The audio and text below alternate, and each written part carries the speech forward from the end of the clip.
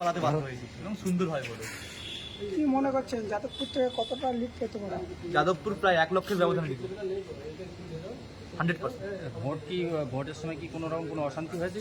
প্রচুর অশান্তি হয়েছে। আমাদের আইএসএফ এর প্রচুর কর্মীকে মারধর করা হয়েছে প্রায় এক থেকে 2 ঘন্টা ধরে।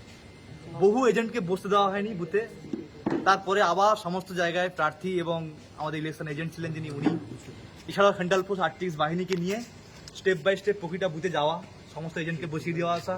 এবং বহু এলাকায় ছিল কি টিএমসির লোকেরা বোম চার্জ করছে। টিএমসির লোকেরা বলতে যাচ্ছে যে আইএসএফ এর লোক যদি কোনো ভোট দিতে যায় তাহলে সঙ্গে সঙ্গে মার্ডার করে দেওয়া হবে। সেখানে আমরা সেন্ট্রাল ফোর্স নিয়ে গিয়ে ওদেরকে ভোট করানো, সুস্থ শৃঙ্খলার সহিত ওদেরকে রাস্তা পরিষ্কার করে সুন্দরভাবে ভোট দেওয়ার ব্যবস্থা করিয়ে দিয়েছি।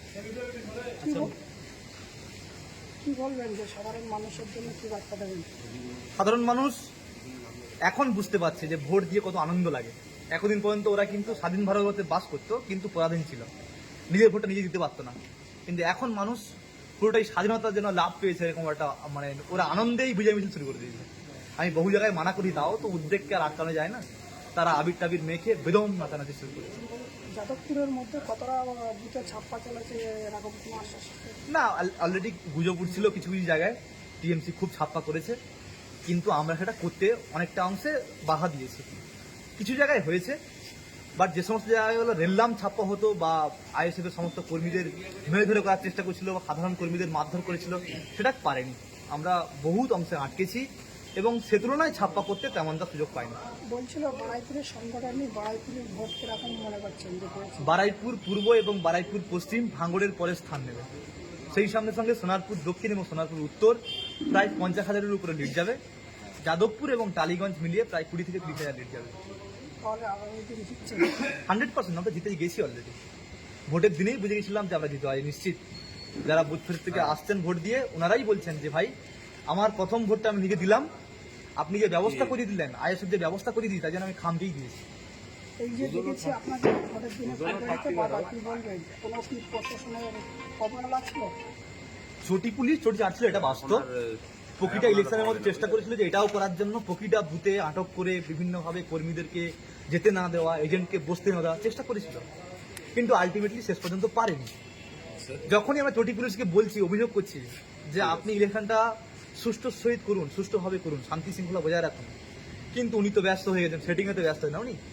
সেন্ট্রাল ফোর্সকে যখন অনুরোধ করা হচ্ছে আপনারা ইলেকশন মুভমেন্টে এসছেন, আপনারা একটু হেল্প করুন, আমাদের কর্মীরা যাতে ভোট দিতে পারে, এজেন্টরা বসতে পারে, তার ব্যবস্থা করুন।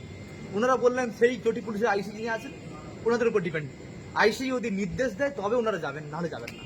তাই কোথাও কচু বাগানে বসে আছে, কোথাও আম বাগানে বসে আছে, লিচু বাগানে বসে আছে, কোথাও আবার মদ খাচ্ছে, কোথাও মাংস খাচ্ছে, বাদাম খাচ্ছে।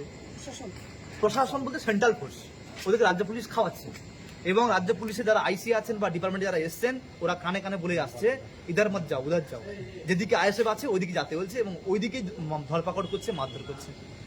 আমরা কিছু কিছু জায়গায় দেখেছি যে তৃণমূলদের বিশাল হারে মেরেছে প্রশাসন, কি বলবেন? তাহলে কি না না, সে কিছু জায়গায় বলতে নয়, যারা টিএমসি দুষ্কৃতী ছিল, ওরা দুষ্কৃতী, ওরা আবার টিএমসি তো হতে পারে না।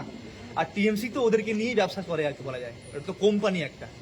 ওই কোম্পানি যদি কোনো কোনো বন্ধ হয়ে যায় তাহলে তো তালা লেগে যাবে। ভাঙড়ে একাধিক আইএসএফের কর্মীদেরকে মিথ্যা কেস দেওয়া হয়েছে, কি বলবেন? না, এটা তো আনলিমিটেড ছিল প্রথম থেকেই। আর যেহেতু ইলেকশন মুভমেন্টে ভোট দিয়ে দেবে না বলে চেষ্টা করেছিল যে বহু কর্মীকে আটকে যদি ভোটটা কম করানো যায়, কিন্তু আমাদের তো একজন 100 জনের সমান, একজনকে আটকালে বা মারলে আরো 1000 জন তৈরি হয়ে যায়। এদিকে তৃণমূলের নেতারা বলছে 4 তারিখে আইএসএফ পরিষ্কার হয়ে যাবে। না, ওটা ওরা দিবা স্বপ্নে দেখছে, হয়তো ঘুমিয়ে ঘুমিয়ে স্বপ্ন দেখছে। দিবা স্বপ্ন তো সত্যি হয় না। তাহলে জিতছে না আগামী 100% যাদবপুর দিচ্ছে। লড়াই কেরাম থাকবে আইএসএফের পক্ষ থেকে? লড়াই জারি থাকবে। আইএসএফ বুকচিতে লড়াই করেছে, দেখিয়ে দিয়েছে যে ভাঙড় পুরো ইলেকশনের পুরো সিস্টেমটা পাল্টে দিচ্ছে। ভাঙড়ে যেভাবে ইলেকশন করেছে আইএসএফ এর ব্যক্তিরা, আইএসএফ এর কর্মীরা, সমর্থকরা, সারা বিশ্ব দেখছে যে কিভাবে নিজের ভোটের অধিকারকে দেওয়ানোর জন্য জীবন দিতেও প্রস্তুত। মার খাচ্ছে, তাও বলছে জীবন চলে যাবে কিন্তু খাম চিহ্নে ভোট দেবো। ঠিক আছে।